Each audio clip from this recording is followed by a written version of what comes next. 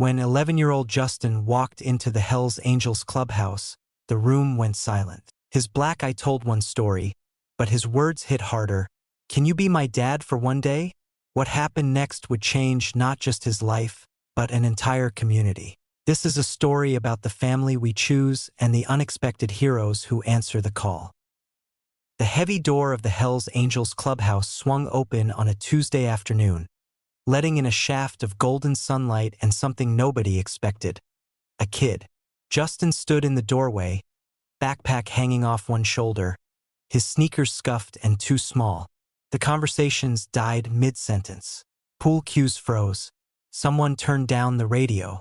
12 bikers stared at the 11-year-old who just walked into their world uninvited. Robert, the chapter president, set down his coffee. His eyes, sharp despite the gray in his beard, locked onto the boy's face. That's when he saw it. The purple bruise blooming around Justin's left eye, fresh enough that the edges still carried hints of red. You lost, kid. Ben called from the corner, his tone more curious than aggressive. Justin's throat bobbed. His hands twisted the straps of his backpack, and for a second, Robert thought he might bolt. But then the boy straightened his shoulders, lifted his chin, and said the words that would crack open something in every man in that room. Can you be my dad for one day? The silence that followed carried weight. Every bad childhood these men had survived pressing into the room. Robert's eyes found Tommy first, foster care kid who'd aged out alone. Then Diego, whose father vanished before he could walk. Ben's hand unconsciously touched his ribs, where his old man's belt had left permanent marks. Career day. Justin continued, voice steadier now. At school. Next Friday. Everyone's bringing their parents to talk about their jobs. He paused, swallowed hard. I don't have anyone to bring. Robert stood slowly, his leather vest creaking. What about your folks? My real dad died in Afghanistan. 4 years ago. Justin's voice didn't waver, but his eyes went distant. And my mom's boyfriend. He stopped, fingers unconsciously touching the bruise. He's not really the career day type. Diego moved closer, crouching to Justin's eye level. That shiner. How'd you get it? Fell off my bike. Try again. Justin's facade crumbled. Dale, that's my mom's boyfriend. He gets mad when she's at work. She does double shifts at the hospital, so she's gone a lot. Yesterday, I forgot to take out the trash. His voice dropped to barely a whisper. He said I was useless, just like my dead dad. The temperature in the room seemed to drop 10 degrees. Ben's jaw clenched. Tommy's knuckles went white around his beer bottle. Robert felt something ignite in his chest, something protective and ancient. And school? Robert asked gently. How's that going? Justin laughed, but there was no humor in it. There's this kid, Nicholas. He and his friends corner me every day. They call me orphan boy, push me into lockers, steal my lunch. He looked down at his shoes. Last week they threw my dad's dog tags in the trash. I had to dig through garbage to find them. Robert remembered his own school days. The hunger, the shame, the way loneliness could feel like drowning on dry land. He'd sworn when he patched into this club that he'd never let another kid feel that powerless. Not if he could help it. Why us?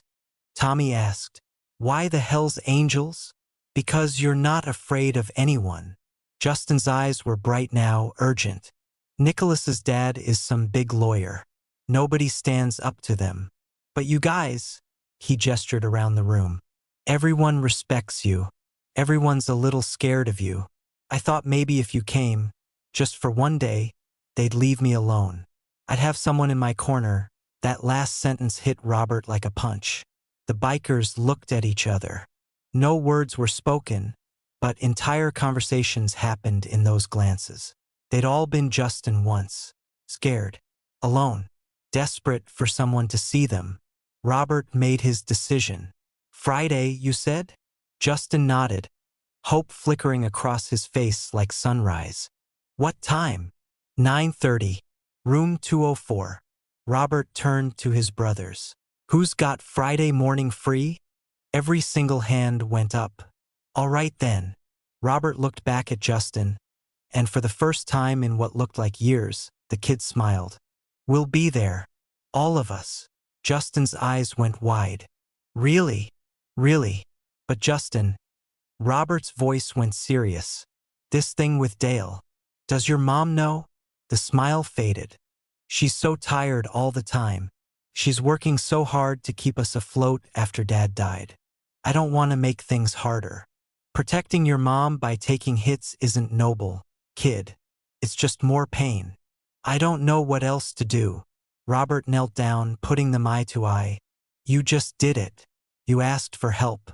That takes more guts than most men ever show. He placed a hand on Justin's shoulder. We're going to handle this.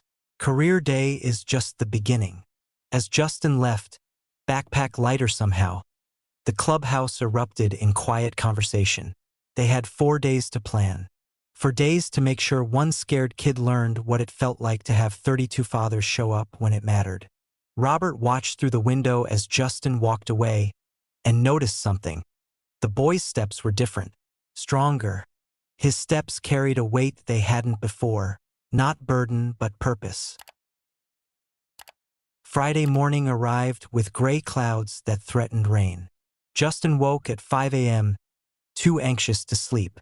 He'd replayed Robert's promise 1,000 times in his mind, terrified it had been just words. Adults made promises. Adults broke them. That's what he'd learned. He dressed carefully in his only button-up shirt, the one his mom had bought for his dad's funeral. His fingers trembled as he buttoned it. In the kitchen, his mother kissed his forehead, noticing he'd barely touched his cereal. Big day, sweetheart? Yeah. Career day. She hesitated. Justin, I'm sorry I couldn't take off work. The hospital is so short-staffed. It's okay, Mom. I figured something out. She studied his face, seeing something different there. Something that looked almost like confidence. You sure you're all right? I'm sure. At school, Nicholas was waiting by the lockers with his usual crew, Brett and Chase, both bigger than Justin, both cruel in that casual way privileged kids could afford to be. Look who showed up, Nicholas sneered. Ready for your big presentation, orphan boy? Oh wait, you don't have anyone coming, do you? Justin kept walking, head down. My dad's bringing his Mercedes. What's yours bringing? Oh right. Nicholas laughed. A coffin. Brett shoved Justin into the lockers. His shoulder screamed in pain, but he didn't react. He just kept walking toward room 204, counting his steps, breathing through his nose the way his real dad taught him when the world felt too big. By 9:15, the classroom was filling with parents. Nicholas's father arrived in a 3-piece suit, shaking hands like he was running for office. Brett's mom, a doctor, brought a stethoscope. Chase's dad, a pilot, wore his uniform with crisp authority. Justin sat in the back row watching the clock. The minutes crawled. Each tick of the clock tightened the knot in his chest. They weren't coming. Of course they weren't. Why would they? Then, just past 9:30, the rumble started. It was distant at first, like thunder rolling in from miles away. But it grew and grew, until the windows rattled and conversations stopped and everyone, students, teachers, parents, rushed to look outside. 32 motorcycles rolled into the school parking lot in perfect formation. Chrome gleamed even under the gray sky. Engines roared in synchronized harmony. The Hells Angels had arrived. Justin's heart nearly exploded. They came. They actually came. Robert led the procession, his bike the loudest, his presence commanding. They parked in a perfect V formation, killed their engines simultaneously, and dismounted like a military unit. Every jacket bore the winged death's head. Every face carried the weathered look of men who'd survived their own wars. Mrs. Peterson, the teacher, stood frozen at her desk as the bikers filed into her classroom. They were too big for the space, too raw, too real. Nicholas's father stepped back. Justin Miller? Robert's voice filled the room. Justin stood, legs shaking. Here. We're here for you, kid. The classroom exploded in whispers. Nicholas's smirk had vanished. His father looked like he'd swallowed glass. Robert addressed the class with the calm authority of someone used to leading. Morning, everyone. We're the Hells Angels Motorcycle Club. Justin asked us to talk about what we do, so let's get into it. He started with the basics, how motorcycles work, the engineering behind them, the physics of balance and torque. Ben stepped forward and talked about their community programs. Toy drives for children's hospitals, fundraisers for veterans, escort services for abuse survivors going to court. Most people see the patches and make assumptions, Ben said. They think we're criminals. Brotherhood means being there when it counts, especially when it's hard. Then Miguel moved to the front. He was quieter than the others, his eyes carrying old wounds. I grew up in a house where love looked like a fist, he began. The room went silent. My father drank. He raged. He made me believe I was nothing. By 13, I was heading down the same path, fighting, stealing, hating everyone including myself. Justin watched his classmates lean forward. Even Nicholas was listening. Then I met Robert. He gave me a choice. Keep destroying myself or build something better. This club, this family, they taught me that real strength isn't about violence. It's about protecting people who can't protect themselves. It's about breaking cycles instead of continuing them. Mrs. Peterson was crying quietly at her desk. Diego pulled out a photo. This is Tommy at 15, living on the streets. This is Ben after 3 tours in Iraq with nobody waiting at home. This is Robert the day his daughter said she was proud of him. He looked directly at Justin. We're not perfect. We've all got scars. But we choose every day to be better than what broke us. Robert turned to Justin. You asked us to be your dad for one day. But here's the thing, kid, real family doesn't work on schedules. You're stuck with us now. The entire class erupted in applause. Brett was clapping. Chase looked stunned. Nicholas sat frozen, something complicated working across his face. After the presentation, as parents filed out, Nicholas's father approached Robert with a forced smile. Quite the performance. Robert met his eyes steadily. Your boy gives Justin trouble. That stops today. The lawyer's smile died. Are you threatening? I'm promising. There's a difference. Outside, as the bikers prepared to leave, Justin couldn't find words big enough for what he felt. Robert just squeezed his shoulder. See you tomorrow, kid. We're teaching you to change oil. As 32 engines roared back to life, Justin stood in the parking lot and watched his family ride away. Something shifted in his chest, a door opening he didn't know had been locked. The weekend passed in a blur of normalcy that felt almost surreal. Justin spent Saturday at the clubhouse learning basic motorcycle maintenance, his hands black with grease, his smile impossible to wipe away. Robert taught him how to check oil levels. Diego showed him the difference between a wrench and a socket. For 2 days, the weight he'd carried since his father died felt lighter. But Monday brought reality crashing back. Dale had seen the video. Some parent had posted it on Facebook. Local bikers steal the show at career day, and it had spread through the community like wildfire. By the time Dale stumbled home Monday evening, 3 beers deep and smoldering with humiliation, he'd watched it 17 times. Justin heard the truck before he saw it. That particular engine growl that made his stomach clench. He was at the kitchen table doing homework when Dale kicked the door open. You think you're special now? Dale's words slurred at the edges. Got your little biker friends? Justin's mother wouldn't be home for another 2 hours. He calculated escape routes, front door blocked, back door through the kitchen. His phone was upstairs. I asked you a question. Dale moved closer, and Justin could smell the beer, the rage, the familiar scent of violence about to break loose. I just needed someone for career day. You made me look like garbage. Everyone at the bar was talking about it. Poor Justin, no father figure. Dale's hand shot out and grabbed Justin's shirt, lifting him slightly. "You got a father figure right here. You're not my father." The words escaped before Justin could stop them. Dale's face went purple. His fists drew back. Justin closed his eyes, body tensing for impact. The blow never landed. The front door opened. Not kicked, not forced, just opened with a key that hadn't existed an hour ago. Robert walked in first, followed by Ben and Diego. 3 more bikers flanked the entrance. They moved with unhurried purpose, filling the small house with their presence. Dale's fist remained frozen mid-air. "What the? Get out of my house." "Not your house," Robert said calmly, pulling out his phone. "Lease is in Jennifer Miller's name. You're just living here." He tapped the screen. "Jennifer gave us a key this afternoon. She's known for a while something was wrong. Just didn't know how to handle it."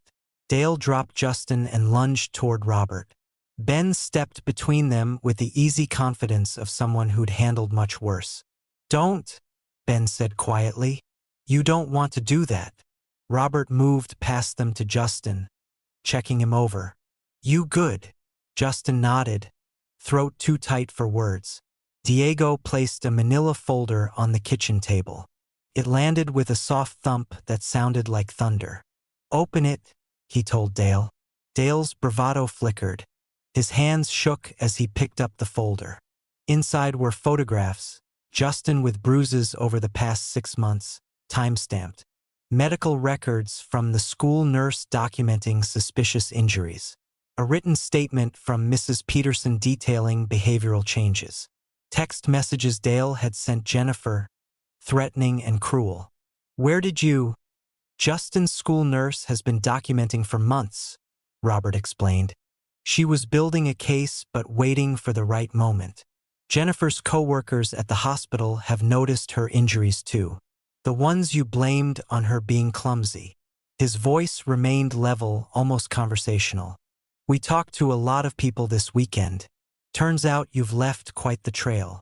Dale's face had gone from purple to white. "You can't. We already did." Ben pulled out another document. "Protective order, ready to file.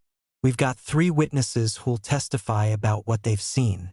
Jennifer's lawyer, a real one, not whatever you threaten her with, is prepared to pursue full custody protection." Robert leaned against the counter. "Here's how this works. You have 2 choices and you need to make one right now." Dale looked around the room, seeing his options narrow to nothing. "Choice 1. You pack your things, you leave tonight, and you never contact Jennifer or Justin again. You disappear. We'll hold on to these files, but we won't file them. You get to walk away clean, start over somewhere else." And choice 2. We file everything tonight. Police get involved. Child Protective Services gets involved. Jennifer pursues charges for domestic violence. Yes, we've got evidence of that too. You'll be arrested by morning, and everyone in this town will know exactly who you are. Robert's expression never changed. "Your call." Dale deflated, his bravado collapsing under the weight of consequence. He looked at Justin one last time, and for a moment, something almost like regret crossed his face. But it passed. "I need an hour to pack." "You've got 30 minutes, Diego said, checking his watch. "We'll wait." Less than half an hour later, Dale's truck pulled out of the driveway, packed with everything he owned. The bikers had stood silent watch as he loaded boxes, ensuring he took nothing that belonged to Jennifer or Justin. As the taillights disappeared, Robert called Jennifer. "It's done. He's gone. Justin's safe." When Jennifer arrived home 40 minutes later, she found her son sitting at the kitchen table surrounded by 6 bikers eating pizza they'd ordered. Her eyes went to Justin first, checking for new injuries, seeing none, then to Robert. "Is he really gone?" "He won't be back. We made that very clear." She collapsed into a chair as tears came, relief flooding through her like a dam breaking. Pure, overwhelming relief. Ben quietly slid a box of tissues across the table. "Why?" she whispered. Why would you do this for us? Robert looked at Justin, then back at her. Because someone needed to, and because that kid was brave enough to ask. That night, after the bikers left, Justin lay in bed staring at the ceiling. The house felt different, lighter. The air moved through rooms that had been suffocating for years. His phone buzzed. A text from Robert. Sleep tight, kid. We're around if you need us. That night, Justin slept through to morning. A deep, dreamless sleep he hadn't known in years. In the weeks after Dale's departure, the clubhouse had become Justin's second home. He showed up most afternoons, doing homework at the bar while bikers worked on engines. His grades improved. The bruises faded. His mother smiled more. But Robert noticed something else. Nicholas had stopped bullying Justin completely. No more shoves, no insults, nothing. But the kid looked worse. Quieter, withdrawn, with dark circles under his eyes that Robert recognized too well. Ben, Robert said one Thursday afternoon. That Nicholas kid. Something's off. The bully. Former bully. I want to know why. Ben made some calls. By Friday, they had answers. Nicholas's mother had died years earlier. Cancer that came fast and left devastation. His father, Tom Bradford, that polished lawyer, had been drowning in grief ever since. Drinking became the only way he could function. Nicholas raised himself while his father worked 16-hour days or sat in his study with bourbon. The kid's acting out because he's alone, Ben reported. Dad's physically there but emotionally gone. Robert drummed his fingers on the table. So Nicholas becomes the bully because he's getting bullied at home. Not with fists, but with absence. Then we fix it. Tommy looked up from his bike. The kid tortured Justin for months. And Justin had Dale. Nicholas has a ghost wearing his father's face. Robert stood. We break cycles. That's what we do. The next morning, Robert and Ben showed up at Tom Bradford's office unannounced. Tom looked up from his desk, irritation flashing across his face. Your son is drowning, Robert said simply. And you're too drunk to notice. My son is fine. When's the last time you had dinner with him? Sober. Robert waited. Tom's silence answered. When's the last time you asked about his day? Looked at him without seeing your dead wife. You need to leave. We know about the drinking, Tom. We're not here to judge. We're here because we've been you.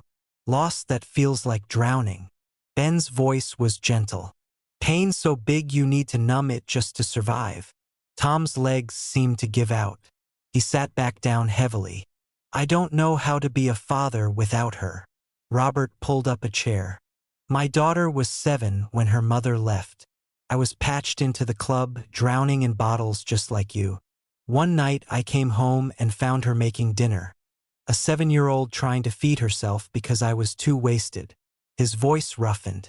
That was my rock bottom. It's not too late for you. Ben slid a business card across the desk. Veterans Support Group. Meets Tuesday and Thursday nights. You served, right? Tom nodded, surprised they knew. So did half of us. These guys get it. Ben leaned forward. Your son needs his father back. The real one. Tom's hand shook as he picked up the card. And if I try, we'll help Nicholas too. Youth mentorship program we run. Robert stood. But this only works if you both want it. Days later, Tom attended his first meeting. He broke down twice, nearly left 3 times. But Robert sat beside him the entire 2 hours. Nicholas was harder to reach. When Diego approached him after school, the kid's defenses shot up. I'm not going to some stupid program. 12 kids your age, working on motorcycles, learning carpentry, talking about real stuff. Diego crossed his arms. And Justin goes. That stopped Nicholas cold. Justin's in it? Once a week. He's been building a bookshelf.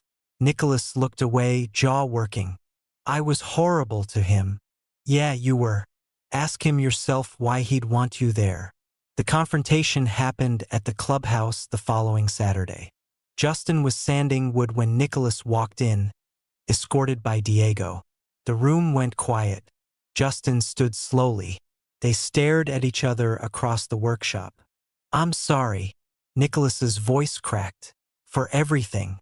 The things I said about your dad, the locker stuff, the dog tags. I was angry at my own life and took it out on you." Justin studied him for a long moment. He'd learned something from Robert. Carrying hate was heavier than letting it go. "Your mom died, right?" Nicholas nodded. "That sucks. My dad died too." Justin set down the sandpaper. "You want to help me finish this bookshelf? I'm terrible at corners." Nicholas's eyes widened. "Serious? Robert says we're better at building things than breaking them. Might as well start now."